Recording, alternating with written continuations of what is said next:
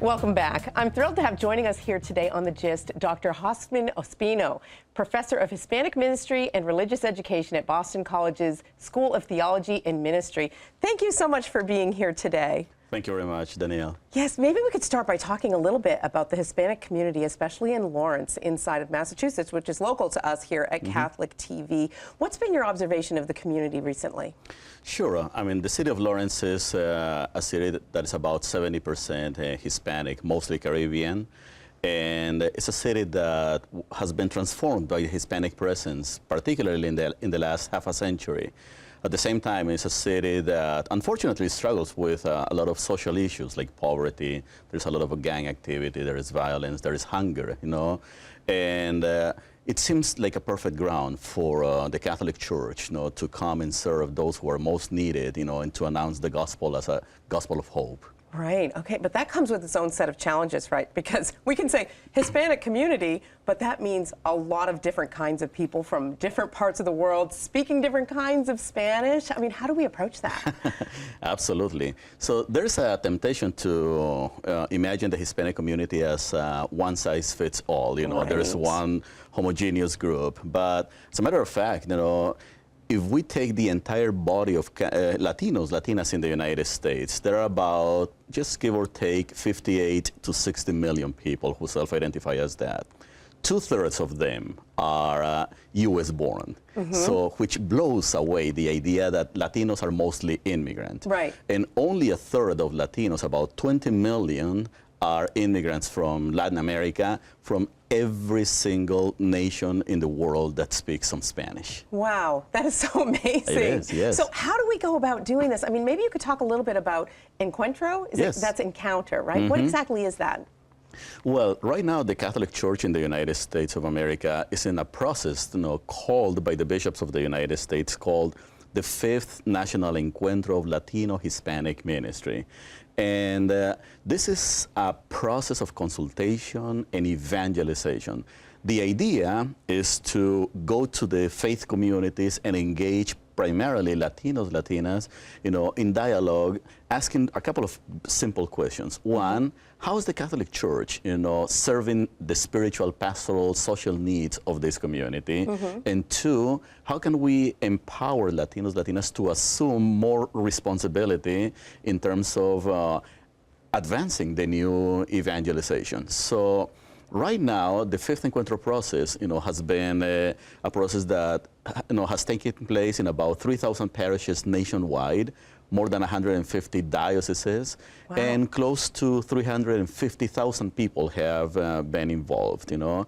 And this is not the first one, as the name says it, you know. There have been 4 others. The first one, 1972, the second one in 1977, the third one in 1985. There was an Encuentro in 2000, which was more of a multicultural reality.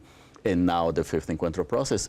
And the final meeting is going to be in Dallas, Texas in September. Wow. So this is really going on inside of our church. And I love that these institutions exist and that you're talking about meeting the needs of this community. What are some of those particular needs that you're aware of that might be different from needs in other parts of the country? Absolutely. Well, I guess that the first need, you know, and it seems very obvious, but no, the rest of the church in the United States needs to grow in awareness about the Latino presence. You know, still Latinos are considered like this small group in Lawrence, Massachusetts, or in Brownsville, Texas, or in these little, you know, these small towns or big cities where they concentrate.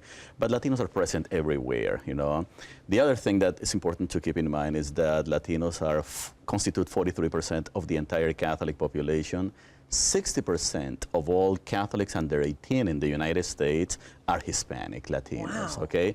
So that's the first need, you know, that we all recognize and support Latino Catholics. But at the same time, as a group, you know, Latinos struggle with, and there are many struggles, like with every other group, but in general, you know, Latinos struggle with poverty, you know. 2/3 of Latinos in this country struggle with some form of poverty. A full third, you know, live in deep poverty. And then low levels of education. There is, I mean, unfortunately, about 9 million of Latinos, Latinas living in this country are undocumented or alternatively documented. And most of these people are Catholic, you know. So immigration family life is a major issue. You know, I mean, families are constantly separated.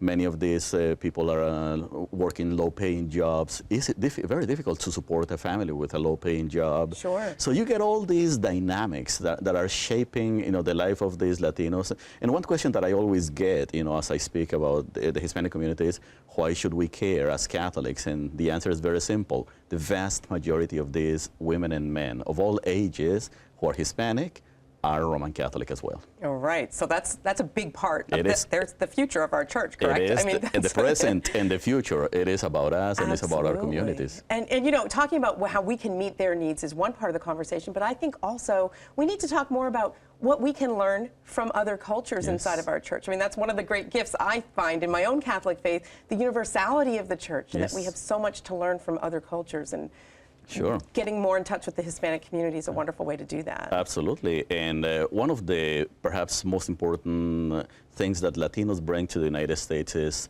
a living Catholicism that is connected with culture and life. You know, for most Hispanic Catholics, faith and culture is one thing. You know, there's not such a separation as faith and life, and religion on the one side, and then everything else on the other. But it is intertwined. The sense of family.